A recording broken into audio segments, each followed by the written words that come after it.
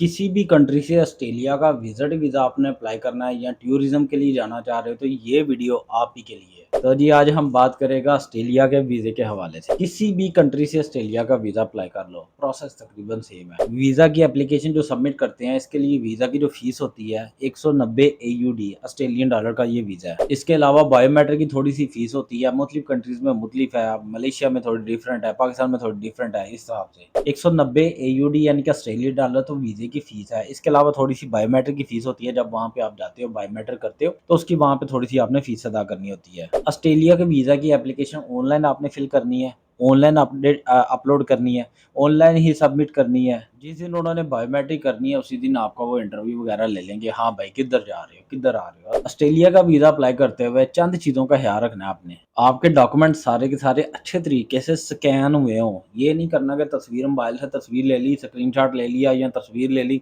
या cam scanner इस तरह की ऐप से आपने मोबाइल से तस्वीरें ले ली, उसको पीडीएफ फाइल बना दी है। इस तरह की फाइल्स वो एक्सेप्ट नहीं करते। आपकी जो ट्रैवल हिस्ट्री है, जितने भी पेपर हैं, जिस पासपोर्ट के जितने सबों के ऊपर ट्रैवल हिस्ट्री है, सारे सबों की आपने डिटेल्स देनी है उनको। पासपोर्ट के ऊपर जहाँ-जहाँ स्टैंप्स लगी है, जिन-जिन पेजेस के ऊपर स्टैंप्स लगी है, जिन-जिन पेजेस के ऊपर वीज़े लगे हुए हैं, सब की आपने स्कैन पीडीएफ फाइल साथ अटैच करनी है। कुछ लोग कहते हैं जी ऑस्ट्रेलिया के वीज़े के लिए ना ट्रैवल हिस्ट्री की ज़रूरत है, ना ही बैंक स्टेटमेंट की ज़रूरत है। भाई दोनों चीज़ें पहला माँगते हैं। वो कहते हैं दोनों चीज़ें दो। यानी कि वो कहते हैं आपने पहले ट्रैवल किया हुआ है किसी और कंट्री में, उसकी भी डिटेल माँगते हैं। कहीं और प्रॉपर एक पोर्शन है भाई, वहाँ पे आपने अपलोड करनी है फाइल्स। हाँ भाई, किधर-किधर आपने इससे पहले घूम चुके हुए हो, उसकी डिटेल्स अपलोड कर दो। और उसके बाद बैंक स्टेटमेंट की बात आती है। बैंक स्टेटमेंट भाई तगड़ी होनी चाहिए। और उसके बाद बैंक स्टेटमेंट कुछ कंट्रीज़ के अंदर 3 मंथ की बैंक स्टेटमेंट माँगते हैं, कुछ कंट्रीज़ के अंदर 6 मंथ की बैंक स्टेटमेंट माँगते हैं। बैंक स्टेटमेंट तगड़ी बनाना, अच्छी बैंक स्टेटमेंट होनी चाहिए और इस तरह की भी बैंक स्टेटमेंट ना बनाना कि 100% इनकम आ रही है, उसमें से आप 80-90% खा रहे हो या फिर वो सेविंग जो हो रही है वो 10 टू 20% हो रही है। आपकी मंथली सेविंग 50 से 60% होनी चाहिए और बड़ी इनकम आनी चाहिए, कोई छोटी-मोटी इनकम नहीं आनी चाहिए। एक बेसिक बात यहाँ पे आप समझ लो, ये दुनिया सिर्फ अमीरों की है। अमीर के लिए उसको ट्रैवल करने का हक है, अमीर के लिए ज़िंदगी जीने का हक है, गरीब के लिए ये दुनिया नहीं है। ना उसके लिए कोई शौक है, ना कोई ट्रैवलिंग है, ना उसके लिए कोई कंट्री जाना, इधर-उधर घूमना-फिरना, उसके लिए कुछ नहीं है। ये मैं अपनी नज़र से देख के नहीं बता रहा, ये मैं दुनिया की नज़र से देख के बता रहा हूँ। इसलिए ट्रैवल हिस्ट्री बनाते हुए या फिर अपनी बैंक स्टेटमेंट बनाते हुए कंजूसी नहीं करनी है आपने। और ये बात इसलिए भी मैं कह रहा हूँ, अगर आपने वहाँ पे अपनी जॉब पोज़ीशन शो करानी है, कोई वेटर-शेटर या कोई छोटी-मोटी जॉब करता हो, कोई वर्कर वगैरह, ये नहीं शो करवानी। अगर ऐसी पोज़ीशन आप शो कराओगे तो इसका मतलब है आपकी इनकम थोड़ी है और अगर आपकी इनकम थोड़ी है तो इसका मतलब है आपकी सेविंग भी थोड़ी है और अगर सेविंग थोड़ी है तो वो आपको कैसे वीज़ा देगा। और यहाँ पे एक और मैं पॉइंट की बात बताऊँ, जब वीज़ा फ़ीस आपने अदा करनी है, कोशिश कीजिएगा अपने ही कार्ड से वीज़ा फ़ीस अदा कीजिएगा, किसी और के कार्ड से वीज़ा फ़ीस ना अदा कीजिएगा। जब आप किसी और के कार्ड से या अकाउंट से वीज़ा फ़ीस अदा करोगे, इसका मतलब है कि ये फ़ाइल पूरी आपने नहीं बनाई और इसका मतलब है ये फ़ाइल आपने नहीं बनाई, ये एक बैड इंप्रेशन पड़ता है वीज़ा ऑफ़िसर के सामने। और जब आपने इनकम अपने ही अकाउंट से की होगी, खुद ही अकाउंट अपने ही कार्ड से की होगी, आपके ही नेम का कार्ड होगा, आपने के ही नेम का अकाउंट होगा, इसका मतलब है कि ये सारा कुछ आपने खुद किया हुआ है। और इसका ये भी मतलब है कि जो वीज़ा फ़ॉर्म के अंदर लिखे हुए तमाम कवायद और तमाम सवाल-जवाब के आप ज़िम्मेदार हैं। आपने खुद सारे देख के एवरीथिंग आपने खुद फ़ॉर्म को फ़िल किया हुआ है। और इसका मतलब ये भी है आप में इतनी सेंस है कि इस सवाल का क्या जवाब देना है, इस सवाल का तो इस क्या जवाब देना है, वो आपको ज़्यादा परेशान नहीं करेगा इस सवालों के हवाले से। होटल बुकिंग की रिटर्न टिकट वैसे ही लगनी है जैसे दूसरों के साथ लगती है। इंश्योरेंस भी वैसे ही लगाइएगा जैसे दूसरों के साथ लगाते हो। यहाँ पे बात आ जाती है ट्रैवल प्लान की। ट्रैवल प्लान छोटा रखिएगा, कोई लंबा-लंबा ट्रैवल 28 दिनों से जाना है, 20 दिनों से जाना है। बंदा पूछे तू जॉब करना भी है कि नहीं? अगर जॉब कर रहे हो तो आपको 28 दिन के लिए किसने छुट्टी दे दी? कैसे छुट्टी दे दी? मुझे तो घर से अम्मी 2 दिन के लिए बाहर नहीं जाने देती। 28 दिन के लिए लोग पता नहीं किस तरह कह देते हैं। और यहाँ पे एक और गलती बिल्कुल मत कीजिएगा। अगर आपने वीज़ा फॉर्म में लिखा हुआ है कि यानी कि आप वर्कर हैं, नेक्स्ट जो आपने वीज़ा अप्लाई करना है, ये ना हो कि 2 मंथ बाद दोबारा फिर अप्लाई कर रहे हो, 3 मंथ बाद दोबारा फिर अप्लाई कर रहे हो। पहले आप वर्कर थे, उसके अंदर आप मैनेजर या ओनर लिख दो।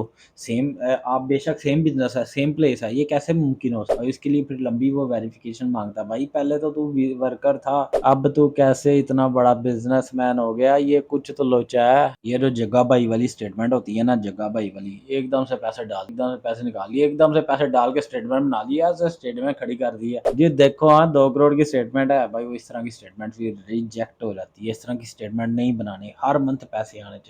उसमें से थोड़े रखो, थोड़े निकाल लो, हर मंथ पैसे आ रहे हैं, और थोड़े निकालने भी जो एकदम से नहीं निकालने, थोड़े आपने एटीएम से निकाल लिए, ऑनलाइन शॉपिंग कर ली, कहीं पे आप गए हो वहाँ पे फास्ट फूड का आपने कार्ड से पे कर दिया, कुछ छोटी मोटी ट्रांसफर किसी को कर दिया, मिसाल के तौर पर 20 रिंगट 100 रिंगट, मैं रिंगट में बात कर रहा हूँ क्योंकि इस वक्त मैं मलेशिया में बैठा हुआ हूँ। पाकिस्तान में है या इंडिया में है, थोड़े थोड़े पैसे आपने एक दूसरे को ट्रांसफर भी कर लिए, थोड़े आ भी गए, थोड़े चले भी गए, मगर हर चीज़ जिसको भी कहना है ना कि पैसे जो आ रहे हैं आपके अकाउंट में, उसका रेफरेंस लिखे। मिसाल के तौर पे for buy food, for buy paint, for buy car parts like that, for buy petrol, इस तरह की वो रेफरेंस लिखे कि किसके लिए है, फॉर बाय दिस इसके लिए या उसके लिए, या ये बंदा बेनिफिशियरी है।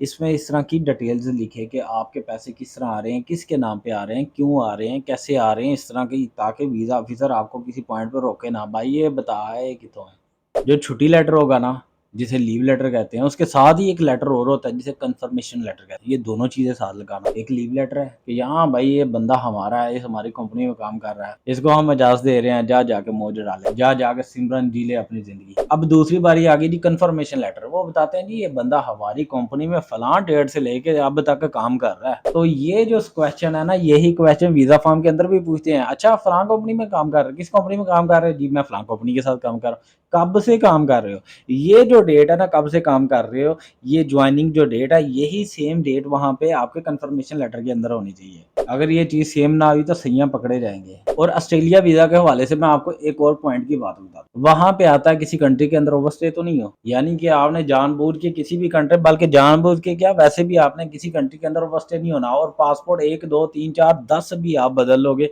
आपका रिकॉर्ड नहीं छुप सकता। जितने जितने पासपोर्ट बदलोगे, पासपोर्ट नंबर सेम रहेगा, एंड पे जो नंबर है ना उसका 1 2 3, पासपोर्ट जैसे जैसे बदल रहे उनका वही नंबर तब्दील होता है। और पासपोर्ट नंबर के साथ जो आपके फिंगर अटैच होते हैं, वो फिंगर भी सेम रहते हैं। लिहाजा अगर आप समझते हो कि हम वीज़ा ऑफिसर को नया पासपोर्ट बना के दे देंगे या उसे अगला पासपोर्ट बना के दे देंगे, वो नामुमकिन वाली बात है। इस तरह के काम नहीं आपने करने, ओवरस्टे नहीं होना कहीं भी।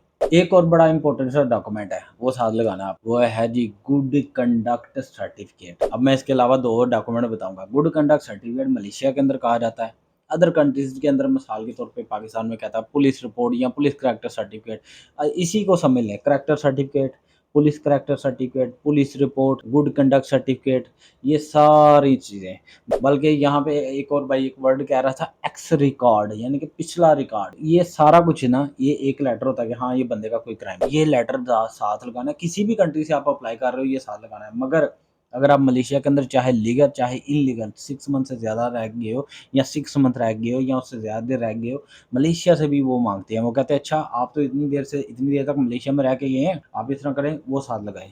ये केस मेरे लास्ट 2 फ्रेंड्स के साथ हुआ है। उन्होंने कहा कि आप मलेशिया रह के आए हो, आपने वहाँ पे रह के, हाँ जी हम वहाँ पे रह के आए हैं। हालाँकि वो बंदा यहाँ पे इल्लीगल रह गया है, विज़िट वीज़े पे उन्होंने माँग ली है गुड कंडक्ट सर्टिफिकेट। अब वो मुझे कह रहा है कि यार किसी तरीके वो गुड कंडक्ट सर्टिफिकेट अप्लाई करवा दो। लिहाज़ा अगर आप मलेशिया के अंदर मौजूद हैं या किसी भी कंट्री के अंदर मौजूद हैं, पाकिस्तान के अंदर, इंडिया के अंदर, बांग्लादेश के अंदर, यार किसी भी कंट्री के मौजूद हैं, आपने उस कंट्री का गुड कंडक्ट सर्टिफिकेट लगाना है। मगर दूसरा कंट्री जो आप छोड़ आए हो, उसका पहले कोशिश करो आप गुड कंडक्ट सर्टिफिकेट हासिल करके लेके जाओ।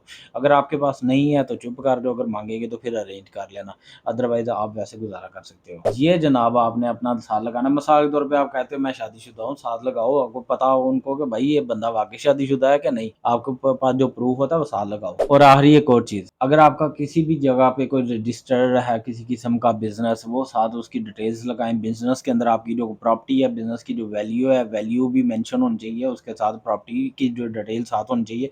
ये 3-4 चीज़ों का आपने ख्याल रखना है। और यहाँ पे एक पॉइंट की बात बताने लगा हूँ, अगर आप समझते हो कि यार मैंने सिर्फ एप्लीकेशन फिल कर ली है या फॉर्म फिल कर दिया और जाके दे दिया, एप्लीकेशन उसको दे दिया वीज़ा ऑफिसर को, वो मुझे वीज़ा दे देगा, भाई इसमें बहुत कम चांसेस है वीज़ा मिलने के। आप प्रॉपर फाइल बनाओ, प्रॉपर डॉक्यूमेंट्स बनाओ, प्रॉपर डॉक्यूमेंटेशन करो। अगर नहीं आपको पता, किसी के साथ उसको पे करो या वैसे किसी के साथ आप मशवरा कर लो। अगर आपके पास कोई स्पॉन्सर वगैरह भी है तो ये आपके पास एक प्लस पॉइंट है, इसको भी साथ लगाइएगा। ये थी वीडियो, ये थी इन्फॉर्मेशन। पूरा उम्मीद रहें, बेखौफ रहें, बिल्कुल अप्लाई कीजिएगा। इंसान को अप्लाई करना चाहिए, और पूरी ज़िंदगी इंसान की स्ट्रगल करते ही गुजरती है, और गुजरनी भी चाहिए। इंसान को आगे से आगे बढ़ना चाहिए, इंसान को सीखना चाहिए। लिहाजा ये है कि डरने डरने की ज़रूरत नहीं है कि रिजेक्शन कर देंगे, यार रिजेक्शन की कोई बला खा लेगी तुहानू, फिर अप्लाई कर लेना, रिजेक्शन कर फिर अप्लाई कर देना, ये कौन सी बात है। 10 दफ़ा आप अप्लाई करो, कोई टेंशन वाली बात नहीं है।